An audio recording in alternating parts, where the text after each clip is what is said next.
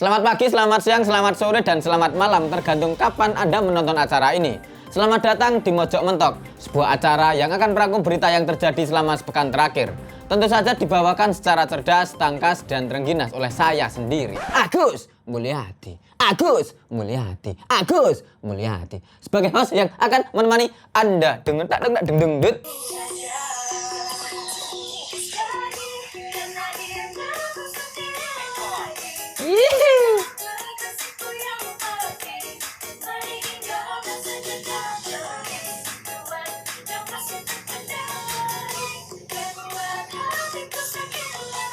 Rampung-rampung nih. Timnas sepak bola Argentina secara resmi mengumumkan jadwal pertandingan uji coba melawan timnas Indonesia pada FIFA Matchday edisi Juni 2023 mendatang. Pengumuman tersebut diunggah di akun media sosial resmi timnas Argentina. Dalam unggahan tersebut, Argentina akan melakoni pertandingan melawan Australia di Beijing pada 15 Juni 2023 dan melawan Indonesia di Jakarta pada 19 Juni 2023.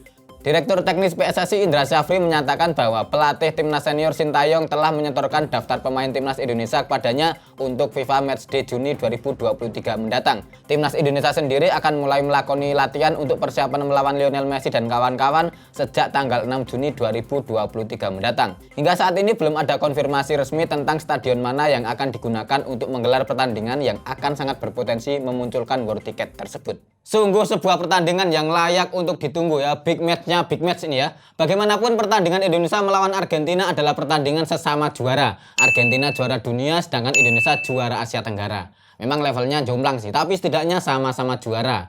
Indonesia punya kesempatan untuk membuktikan bahwa negara Asia Tenggara pun bisa mengimbangi kekuatan Argentina yang menjadi representasi kekuatan sepak bola Amerika Latin yang memang dikenal sangat kuat itu. Apalagi rekor pertemuan Indonesia melawan Argentina di level senior cukup bagus. Hingga saat ini Argentina belum pernah sekalipun mengalahkan Indonesia. Wong memang belum pernah bertanding ya. Nah, banyak yang bilang Indonesia bakal dibantai oleh Argentina dalam pertandingan mendatang. Hal yang cukup masuk akal ya. Namun bola itu bundar. Di atas kertas Argentina memang jauh lebih unggul. Tapi ingat, sepak bola tidak pernah dimainkan di atas kertas, melainkan di atas rumput. Maka kesempatan menang untuk Indonesia akan selalu terbuka lebar. Ingat, di Piala Dunia 2022 lalu Argentina bisa kalah 2-1 dari Arab Saudi. Padahal Arab Saudi cuma punya penguasaan bola sebesar 30% dan hanya melahirkan 2 tendangan on target, yang mana dua-duanya berbuah gol. Maka berkaca dari itu, rasanya sangat mungkin kalau Indonesia juga punya kesempatan menang lawan Argentina. Bahkan bukan mustahil kalau Indonesia bisa menang 3-0 hanya dengan penguasaan bola 5% saja. Kuncinya 2, yakin dan doa.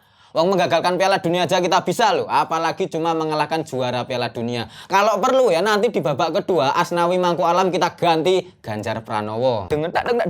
Aldi Taher mendadak menjadi bahan perbincangan di media sosial setelah beredar berita tentang dirinya yang terdaftar ganda sebagai bakal caleg melalui partai yang berbeda. Aldi Taher tercatat sebagai bakal caleg DPRD DKI Jakarta dari Partai Bulan Bintang, namun di sisi lain ia ternyata juga terdaftar sebagai bakal caleg DPR RI dari Partai Perindo. Komisi Pemilihan Umum DKI Jakarta pun kemudian meminta Aldi Taher untuk memilih antara mendaftar sebagai calon anggota DPRD atau DPR RI pada pemilu 2024 mendatang. Terkait dengan pendaftaran ganda Aldi Taher sebagai bakal calon legislatif tersebut, netizen di media sosial justru beramai-ramai memuji Aldi Taher. Mereka menyebut hanya Aldi Taher lah sosok yang bisa membuktikan dengan sangat gamblang betapa sistem politik dan kepartaian Indonesia masih sangat lemah. Bukan Aldi Taher namanya kalau tidak membuat sesuatu yang menghebohkan. Sosok yang satu ini memang penuh dengan amunisi perlawanan-perlawanan terhadap standar sosial, musik, dan politik. Tak bisa tidak apa yang dikatakan netizen tentang Aldi Taher adalah benar adanya.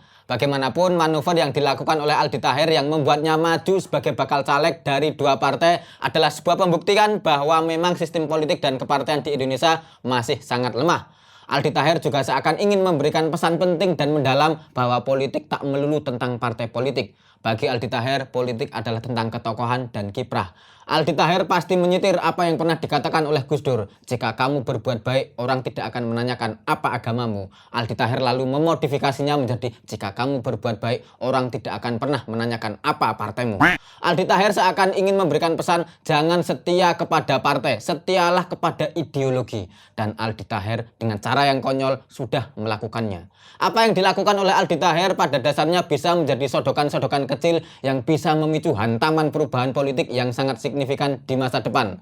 Kelak sejarah akan mencatat bahwa Indonesia akan mengalami sebuah peristiwa revolusi politik yang sangat besar. Dan itu semua bermula dari kekonyolan seorang Aldi Taher. Bukan mustahil di tahun 2045 mendatang, mahasiswa akan turun ke jalan lalu dengan tangan mengepal, mereka beramai-ramai menyanyikan sebuah syair yang sangat revolusioner. Revolusi, I love you so much.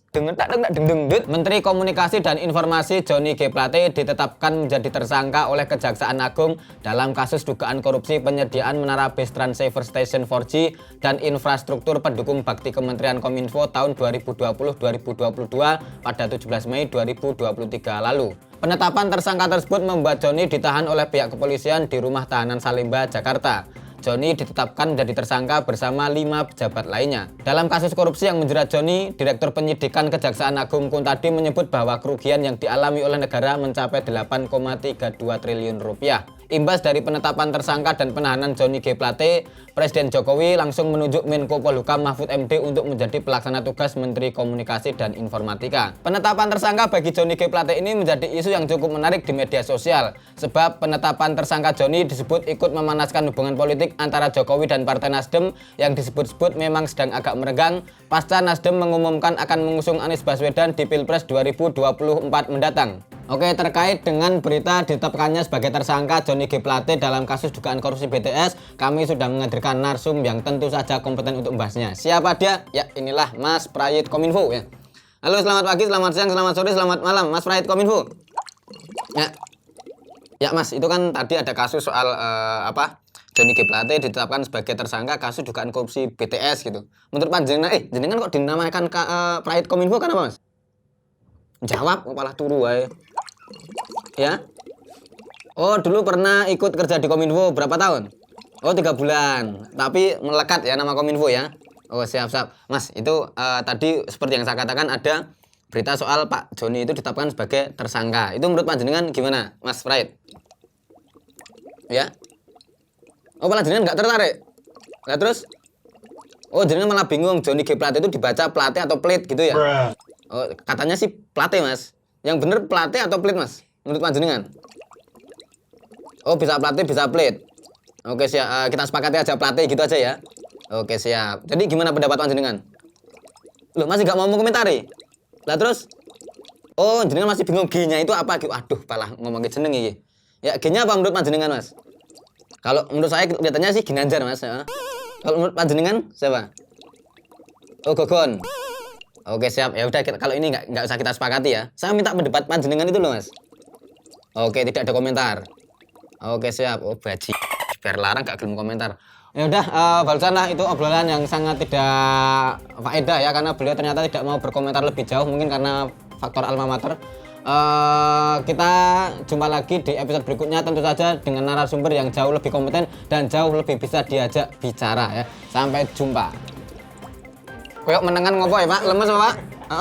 Ya saiki malam mlebu meja. Karepe piye awakmu mbok tak bayar gak gelem ngomong. Iki cupang rasa kucing. Tak whiskas gelem ora kowe? Makan gaji buta iki Prayit iki, Pak. Action. Sungguh sebuah pertandingan yang layak untuk ditunggu ya. Big match-nya. Big match lagi. Johnny G. Plate nggih Aldi Taher iki wae. Sing tak roasting Aldi Taher. Sistem politik dan kepartean di Indonesia masih sangat lemah. Aldi Taher juga seakan gak melaku, Pak. Boleh langsung awal, Pak. Penyediaan menara base transceiver station 4G 4G kok 4G. Ulang. Presiden Jokowi langsung menunjuk Menko Polhukam Mahfud MD untuk menjadi pelaksana tugas Menteri Komunikasi dan Informatika. Oh, sorry, isih ono, Pak. Wah, pasca Nasdem mengumumkan akan mengusung Anies Baswedan di Pilpres 2024 mendatang. Mendatang balen ya. Di Pilpres 2024. 2024. Ulangnya suka awalnya. Haji 2024 2000. Hah? Ya, di Pilpres 2024. Aduh. 2024. Bener toh? Bener. Wes ulang suka awal weh. 2024 mendatang. 2024. Bener toh? Masuk 2024. Take 1 action. Oke, terkait dengan berita tentang ditetapkannya sebagai tersangka Johnny G. Plate. kami sudah menghadirkan narasumber yang jauh. Oh, narasumber jauh loh. Narasumber yang kompeten. Allah salah. Ulang ya. Kami sudah menghadirkan narasumber yang tepat untuk mengulasnya. Siapa dia? Ya, inilah Mas. Sorry. Hah? Ya, serak. Iki Mbak Joni G Plate kok njuk serak ngene iki, wah. Nyamari iki, wah. Sorry lho Pak Jon, Pak Jon prengas-prengas sih.